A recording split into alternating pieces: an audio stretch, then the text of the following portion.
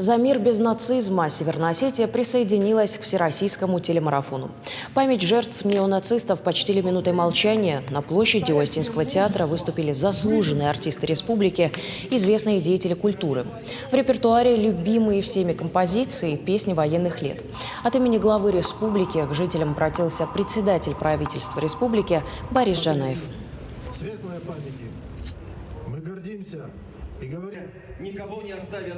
Сейчас многие наши ребята борются за справедливость, участвуют в спецоперации на Украине.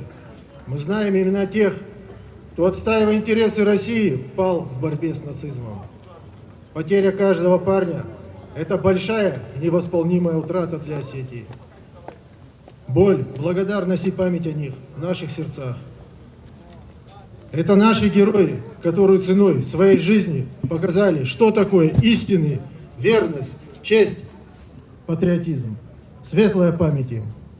Мы гордимся и говорим спасибо нашим отважным бойцам, которые сегодня продолжают сражаться с честью и достоинством.